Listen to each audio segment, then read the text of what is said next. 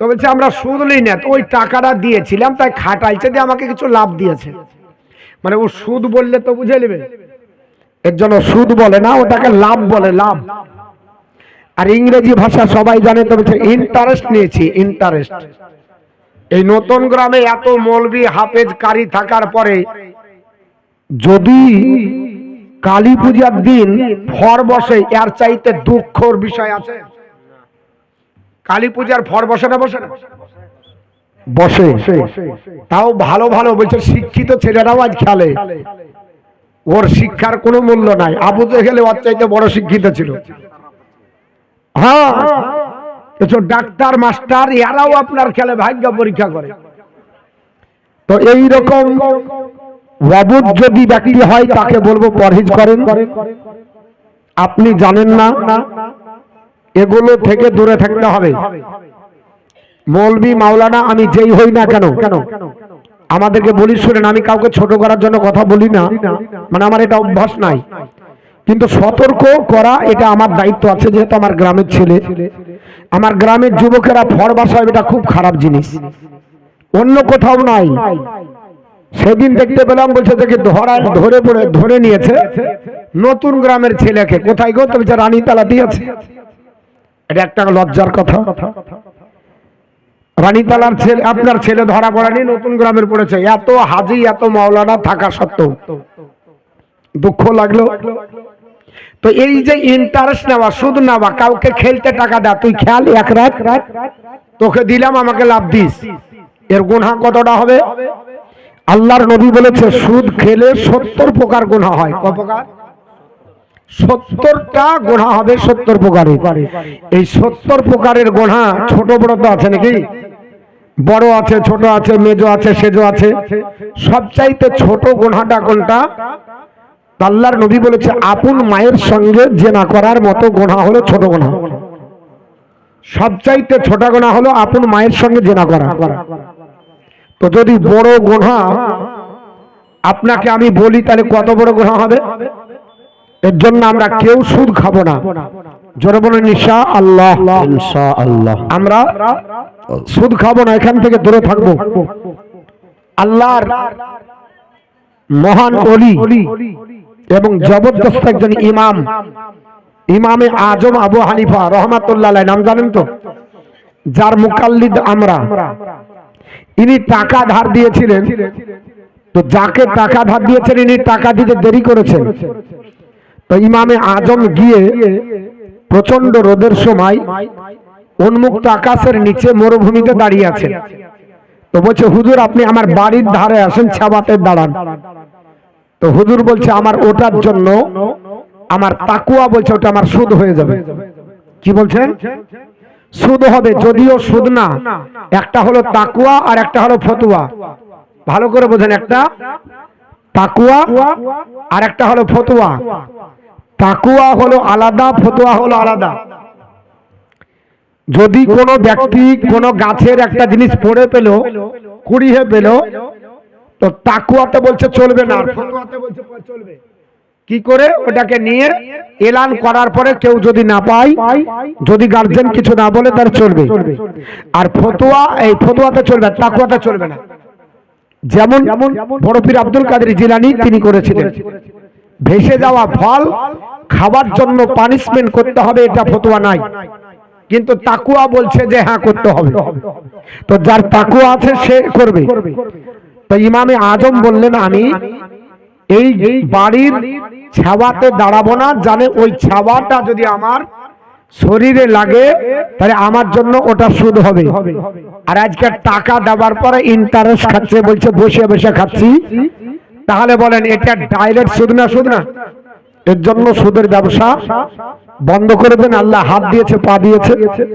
আমি আপনাদের দুশমন না, কারণ কিয়ামতের দিন ভয়ানক আপনার দৃশ্য হবে। এই 70 প্রকারের গুনাহ যদি আপনার কাছে বলি, চোখে পানি রাখতে পারবেন না, কত বড় গুনাহ। আল্লাহ রাসূল বলেছে যদিও এখানে আমার বিষয় নাই, কিন্তু বলতে বাধ্য হলাম, কথায় কথা বেরিয়ে গেল। কারণ আমাদের গ্রাম থেকে এই মেসেজটা যেন না যায় যে নতুন গ্রামে এত আলিম আছে, আবার সুদেরও কারবার চলে, নতুন গ্রামে এত হাজি আছে, আবার আপনার আইপিএলও টাকা ধরে, নতুন গ্রামের ছেলেরা আপনার পাবজি তো খেলে, নতুন গ্রামের ছেলেরা আপনার ফ্রি ফায়ারে জুয়া খেলে, আইপিএলে জুয়া খেলে। এটা আমরা কামনা করি না, এটা আমাদের কাম্য নাই।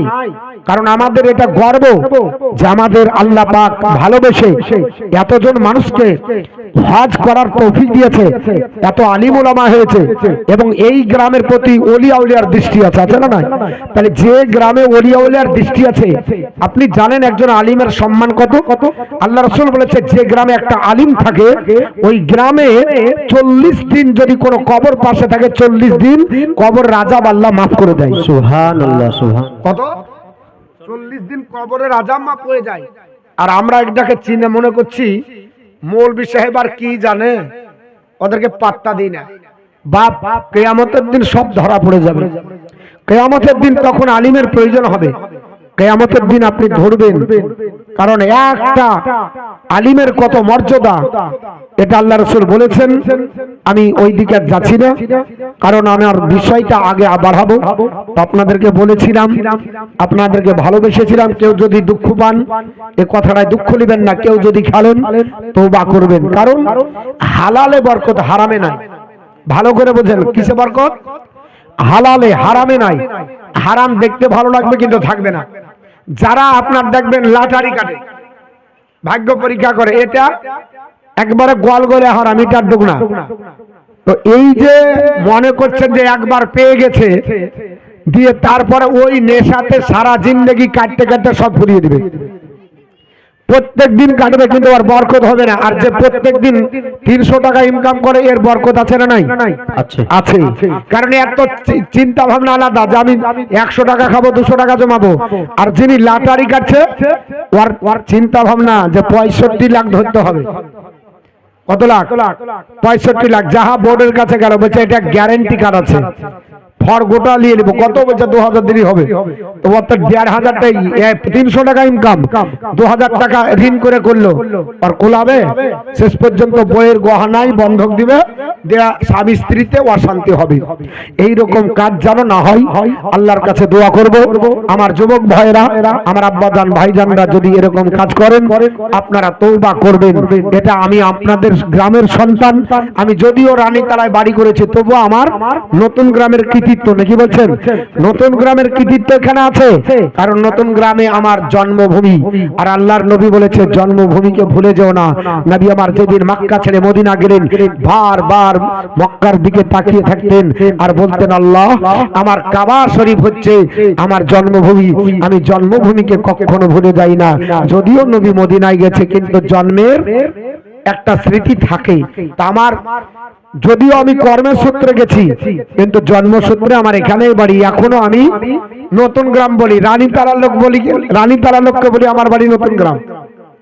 এবার কেউ আপনার দিয়ে দেয় রানীতলা, যেমন আগের দিনে দিত মালদাহায় পর্যন্ত দিয়ে দিয়েছে, মালদাহার বক্তা, তো এইরকম দিয়ে দেয়। তো ওটা নাই, আমার নতুন গ্রামের প্রতি ভালোবাসা আছে, আমি সবাইকে ভালোবাসি। আমার সম্পর্কে কেউ ভুল ধারণা নিবেন না। আমি কোনোদিনই আমি কাউকে খারাপ পরামর্শ দিই না। আমার বিরুদ্ধে এটা হয়, কেন? বড় যদি হয় ঝড় বাঁধে, এটা আমার দুঃখ নাই। আমাকে দোষায়, যে কোনো কাজ হলে বলবে যে উই জানে, অথচ আমি নিজেই জানি। আপনারা কিছু করলে ওটা আপনারা সামলাবেন, আমি কিছুই জানি না, আমার পরামর্শ হয় না, কিন্তু আমাকে বলে দেয় মানুষ, আমাকে আপনার দোষারোপ করে। আমি বলবো, বাপ, আমি আপনাদের সবার বন্ধু। আমার গ্রামের সব প্রত্যেকটা ব্যক্তিকে আমি সমান চোখে দেখি, কাউকে আমি দূরাইবাসি না। কেউ যদি আমার সঙ্গে যায়, আমি কোনোদিন বলি না যে এ আমাকে ভালোবাসে না, এ কথাটা কেউ প্রমাণ করতে পারবে না। আমি সবাইকে ভালোবাসি, কিন্তু আমাকে আবার দেখা যায় উল্টা পাল্টা বলে, তো ওটা সে বুঝে না। আমি তার জন্য দোয়া করব আল্লাহ তাকে যেন বোঝার তৌফিক দান করে, আর আল্লাহ যেন তাকে আপনার সঠিক পথে চলার তৌফিক দান করে। জোরে বলুন আল্লাহুম্মা আমিন। কোরআনের আয়াত তেলাওয়াত করেছি, সেই দিকে চলে যাব। এতক্ষণ পর্যন্ত যাহা কিছু বললাম এটা আমার ছোট্ট আপনার জ্ঞানে বড় আদেশমূলক কথা বা উপদেশ, যদিও আমার উপদেশের বয়স হয়নি। কারণ উপদেশ দিবে পীর সাহেবেরা, উপদেশ দিবে বুজুর্গরা, উপদেশ দিবে কারা? যারা সাইক মানে বয়োজ্যেষ্ঠ। কিন্তু আমি যেহেতু আপনাদের গ্রামের ছেলে, সেই হিসাবে আমি আপনাদের কাছে দু চারটি কথা বললাম। চলেন সামনের দিকে এগিয়ে যাই। আল্লাহর কোরআন তেলাওয়াত করেছি, আলোচনা করছিলাম আল্লাহর নবী ইউসুফ পয়গম্বরের পবিত্র আপনার জীবন চরিত্র এবং তার আপনার বাস্তবিক জীবনে আল্লাহর কোরআন কি বলেছে। যে আল্লাহর কোরআন থেকে আগেই বলেছি কোরআনের একটা অক্ষর পড়লে 10টা নাকি। কি ব্যাপার আমার যুবক ভাইরা, জায়গা নাই বসার? এই জায়গা দাও না, দাঁড়িয়ে আছে, খারাপ লাগছে, কষ্ট পাচ্ছে। হ্যাঁ বসে যাও, একটু বসে যাও, চলে আসো। আল্লাহুম্মা সাল্লি আলা সাইয়্যিদিনা মাওলানা মুহাম্মদ ওয়া আলা আলি সাইয়্যিদিনা মাওলানা মুহাম্মদ সাল্লাল্লাহু তাআলা আলাইহি ওয়াসাল্লাম। আল্লাহর নবী হযরত ইউসুফ পয়গম্বর তিনি আপনার কি অবস্থায় ছিলেন এটা আপনাদেরকে বলছিলাম। আল্লাহর নবী ইউসুফ আলাইহিস সালাম তিনি আল্লাহ রাব্বুল আলামিনের খাস বান্দা। তিনি আল্লাহর ইবাদত করে আপনার বندگی করে কাটিয়ে দেয়। তখন আপনার তার খবরটা দেওয়া হলো। ওই দূত এসে বলল, বাদশা 7 বছর ধরে ফসল ভালো হবে এটা বলছিলাম। এই 7 বছর প্রচুর পরিমাণে ফসল হবে। এই ফসলগুলো গোদামজাত করে রাখতে হবে। 7 বছর আপনার অনাবৃষ্টি হবে, আপনার 7 বছরে ফসল হবে না। এই আপনার দিনে ওই ফসলগুলো বের করতে হবে, সেগুলো যেন শীষের মধ্যে থাকে, অন্য জায়গায় থাকলে নষ্ট হয়ে যাবে। ওই ফসলগুলোকে রাখার জন্য একটাই প্রসেস, ওগুলো শীষের মধ্যে রেখে দিতে হবে। আর আপনার তারপরের বছর আপনার যখন 1 বছর আল্লাহ পানি দিবে, সুন্দর পরিবেশ আমার আল্লাহ তৈরি করবে, ওই আপনার যে শীষের ভিতরে কিছু বেঁচে থাকবে ওগুলাকে বিছন হিসাবে ব্যবহার করতে হবে। এই দুর্ভিক্ষের সময় তোমাকে সাহায্য করবে। আল্লাহ রাব্বুল আলামিনের পবিত্র কোরআন বলে, ওই সময়তে আপনার বলা হয়েছে যিনি ওই আপনার বলা হয়েছে আল্লাহর নবী ইউসুফ আলাইহিস সালামের কাছ থেকে ওই দূতটা চলে গেল বাদশার কাছে। বাদশা আর রাইহান বিন ওয়ালিদ তার কাছে যাবার পর ডাক দিয়ে বলতেছে, এ বাদশা আমি আপনার কাছে এসে বলতেছি, ও আল্লাহ পাকের নবী উনি একজন পয়গম্বরের সন্তান, ওনার আব্বাও নবী উনিও নবী, অতএব ওনার কাছে যা শুনেছে আপনি তার বাস্তব রূপায়ণ যদি করেন, আপনাকে 7 বছর আপনার চাষাবাদ করতে হবে, এলাকাকে বলতে হবে গোটা এলাকায় চাষাবাদ করেন, পর্যাপ্ত পরিমাণে যেন ফসল হয়, আর এই ফসলগুলো যেন নষ্ট না হয়ে যায়, সবাই জানে খেয়ে ফুরিয়ে না দেয়। আপনার যেগুলো খাবার দরকার খাবে, বাকিগুলো গোদামজাত করে রাখবেন শীষের মধ্যে। এটাই আপনার নির্দেশ দিয়েছে আল্লাহ পাকের আপনার বান্দা।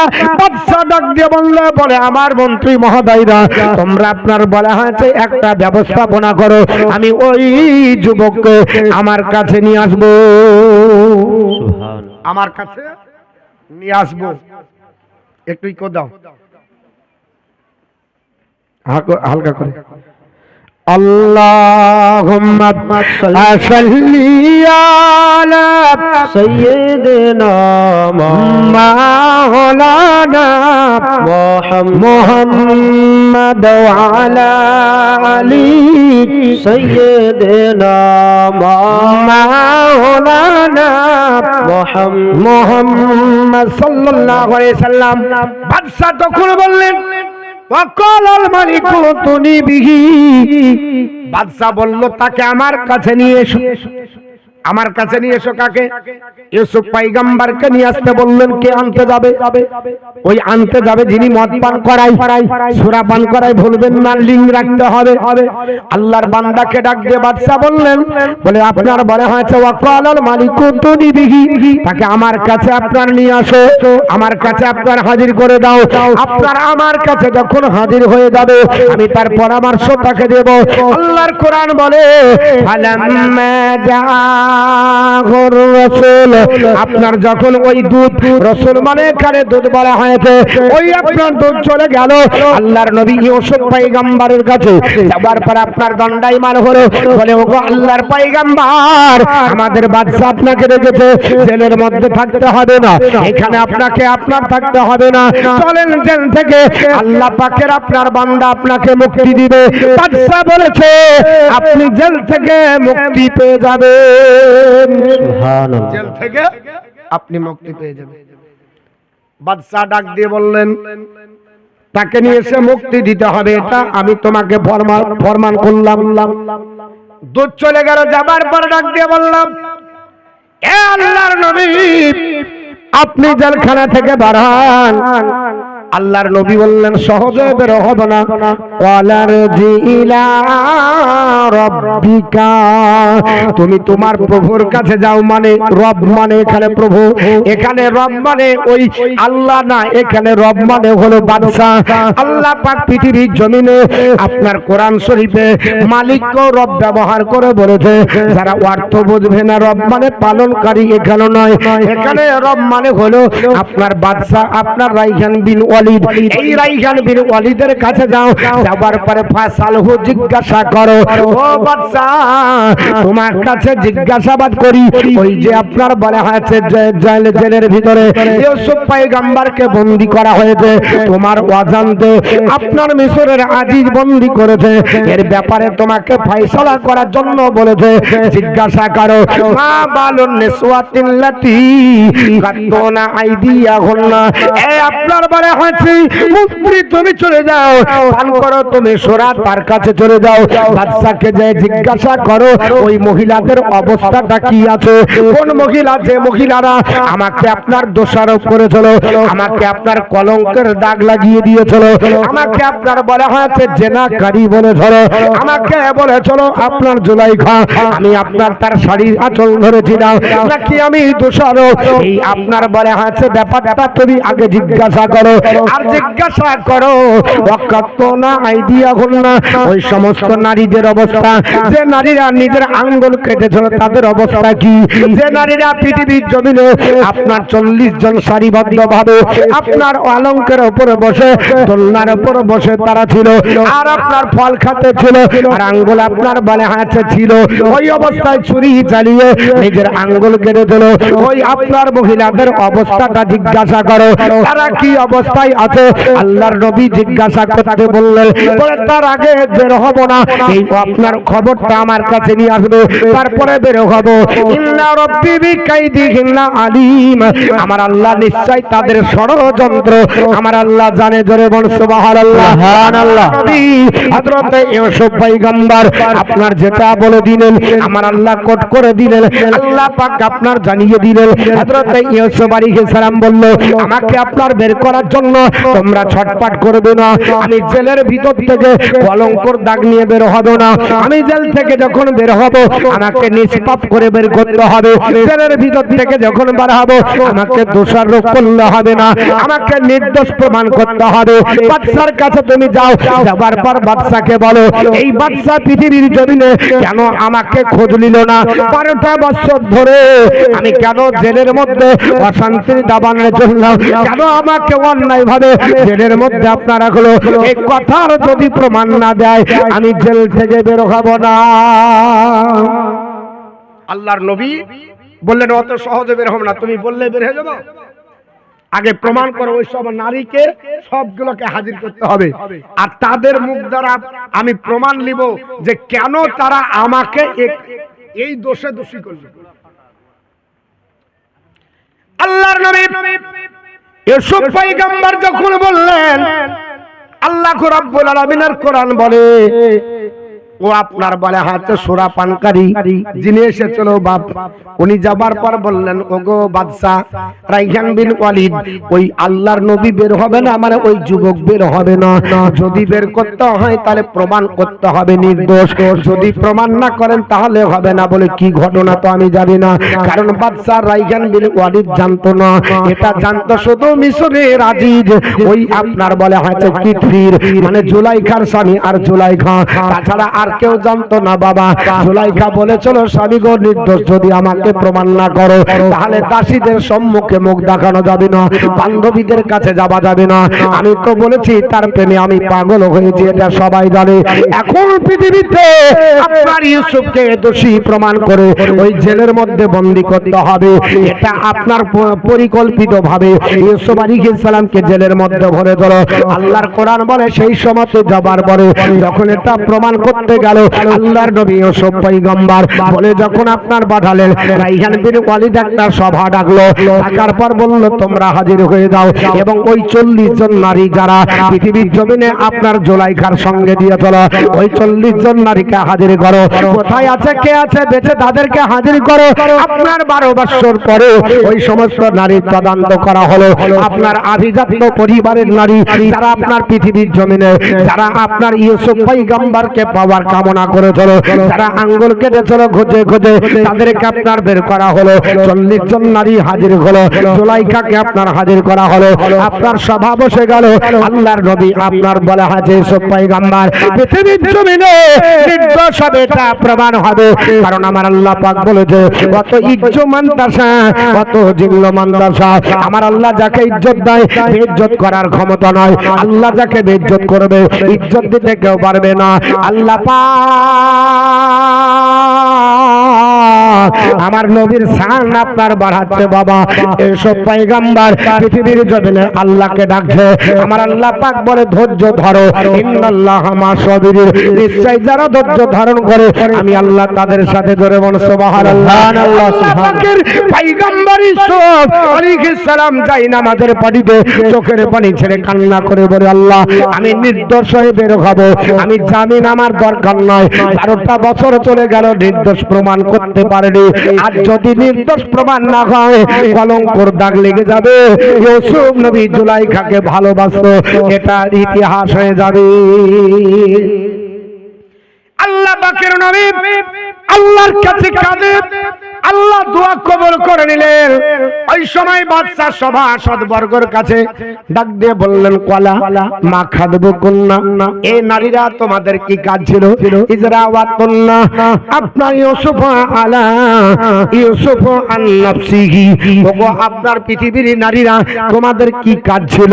যখন ইউসুফের কাছে গেছিলে ইউসুফকে কেন প্রলোভিত করলে, ইউসুফকে আকৃষ্ট তোমরা কেন করেছিলে? এটা কি এমন তোমাদের কাজ ছিল? তোমরা কি দেখতে পেলে তার জন্য তোমরা কেন পাগল হলে?